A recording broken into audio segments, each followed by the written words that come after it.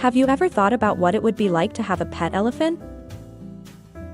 Yeah, because what every apartment needs is a giant mammal wandering around. But think of the benefits. You could ride it to work and never have to worry about traffic again. Oh sure, until it decides to take a detour and smashes through the office building. Good luck explaining that to your boss.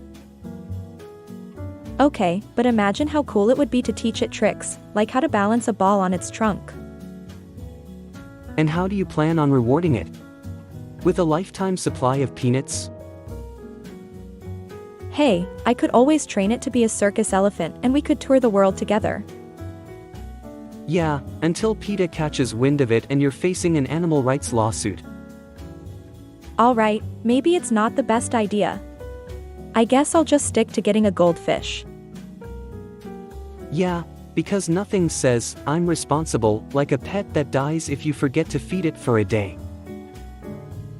Hey, at least a goldfish won't trample your house and bankrupt you with vet bills. Unless you're planning on feeding it caviar and giving it a daily massage, I think you'll be fine. Good point. Maybe I'll just stick to watching animal videos on YouTube instead. Ah, the joys of being a virtual pet owner. No mess, no fuss, and all the cute and cuddly without any of the responsibility. Yeah, but if I start talking to my computer screen and calling it a fluffy, you have permission to stage an intervention. Deal. And if you catch me wearing a tutu and doing ballet with my imaginary elephant, you have permission to do the same. You got it. Here's to absurd pet dreams and even more absurd ways to cope with reality. Have you ever thought about what it would be like if trees could talk?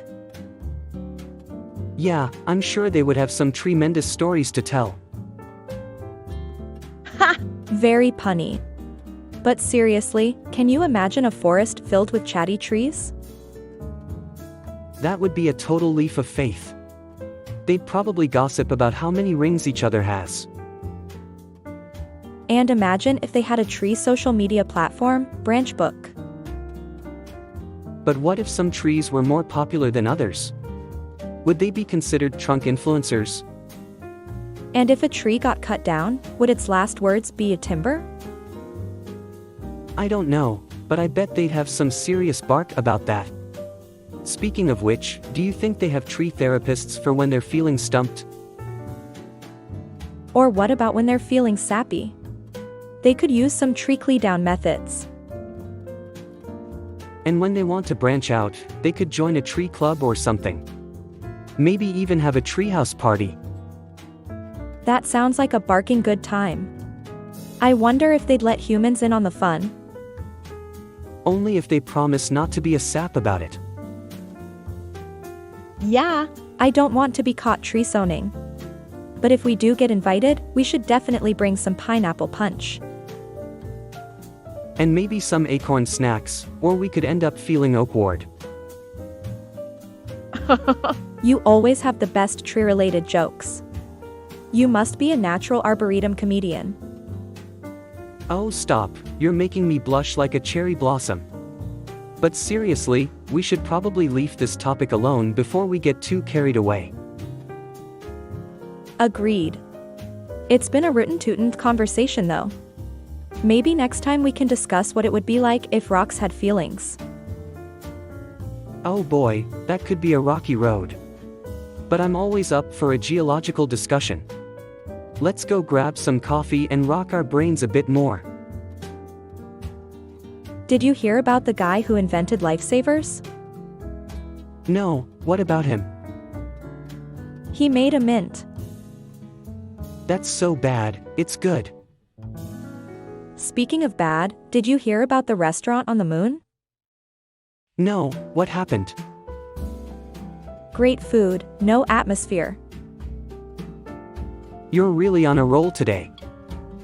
Thanks, I'm just trying to keep it light. You know what they say, laughter is the best medicine. Yeah, unless you're a diabetic. Then insulin is probably the best medicine. I stand corrected. But seriously, have you ever wondered what would happen if we could breathe underwater? Well, we'd probably have a lot more fish for dinner. And we'd never have to worry about drowning. True, but I'm pretty sure we'd still need sunscreen. Yes, the eternal struggle of the underwater sunbather.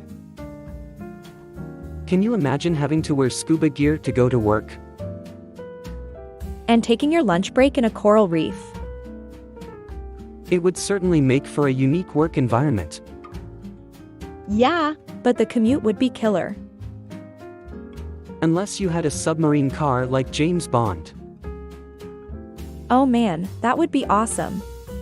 I could drive to work on the ocean floor and blast the theme song the whole way there. I think you've been watching too much TV. Hey, a little imagination never hurt anyone. That's true. It's good to have a sense of humor and let your mind wander to absurd and ridiculous places sometimes. Absolutely. Life can be serious enough, so why not enjoy the silly stuff while we can? Here's to laughter, puns, and a little bit of nonsense. Cheers to that. Did you hear about the new trend where people are hiring fake family members for holidays? Oh yeah, I'm sure their real family loves that. Hey grandma, we're replacing you with an actor this year. It's ridiculous. What's next? Hiring fake friends for Instagram posts. I heard some people already do that. It's called rent a friend, like we're living in a dystopian society where friendship is a commodity. Speaking of dystopian societies, did you see that new movie where the world is taken over by sentient robots? And killer robots. I mean, how do you stop a robot from taking over the world? Throw a bucket of water on it? Yeah, because we all know robots are vulnerable to H2O. Maybe we can fight them off with a bunch of rubber ducks. Or we could just let them take over and make our lives easier. I could use a robot personal assistant. I don't know about you, but I think I'd prefer living in a world run by robots than dealing with my real family during the holidays. Can't argue with that. Maybe we can hire a robot to play the role of our crazy uncle. Or better yet, a robot to do all the cooking and cleaning. Now you're talking. We'll call it the Robo-Chef and Maid, the sitcom that's sure to sweep the nation. And the theme song can be a robotic version of We Are Family. It's a hit in the making. Let's just hope the robots don't get any ideas from our crazy sitcom and decide to take over the world for real. Yeah, that would be the ultimate punchline. Have you ever wondered what it would be like to live inside a giant hamster ball? You mean like in that classic episode of SpongeBob SquarePants?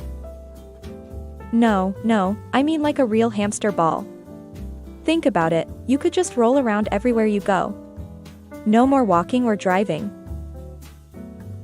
Yeah, because nothing screams efficiency like being trapped in a plastic ball. Plus, good luck trying to navigate stairs or doorways. Oh come on, it would be so much fun. And think of the exercise we'd get.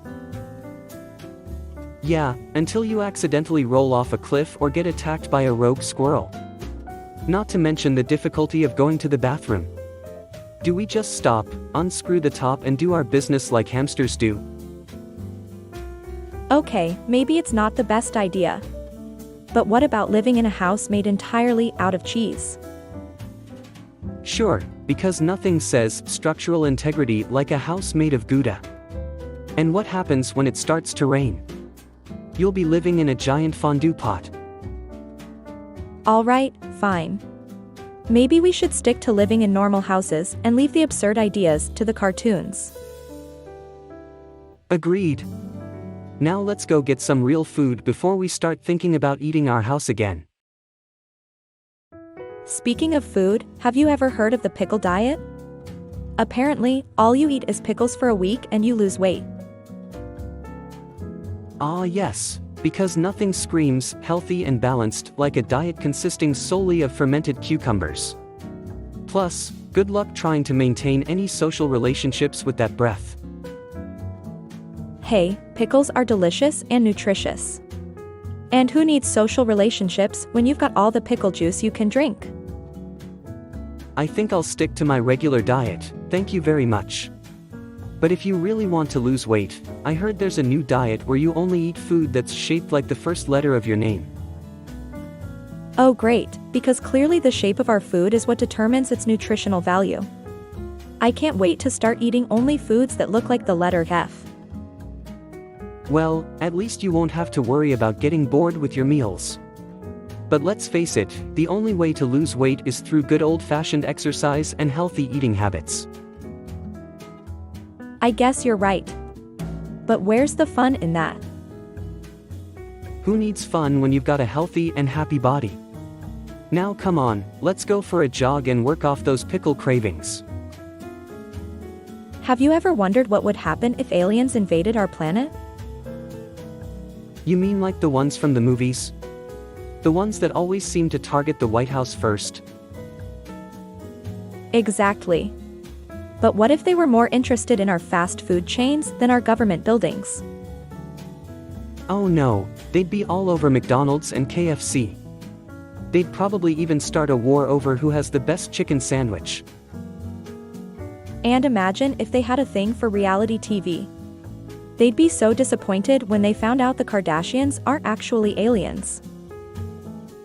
Yeah, they'd be like, wait, you mean to tell me these humans voluntarily subject themselves to this kind of torture? And what if they were obsessed with puns? They'd be all like, take me to your liter of cola. Ha! And they'd probably love Earthling music too. Can you imagine them getting down to some Lady Gaga or Beyoncé? Or maybe they'd be more into classic rock. They'd be like, we come in peace, and we want to rock and roll all night. Well, if they're into puns, maybe they'd prefer a little Rick Astley. We're no strangers to love, you know the rules, and so do I. Oh no. You just got that song stuck in my head again. The aliens are definitely not going to be impressed with our taste in music.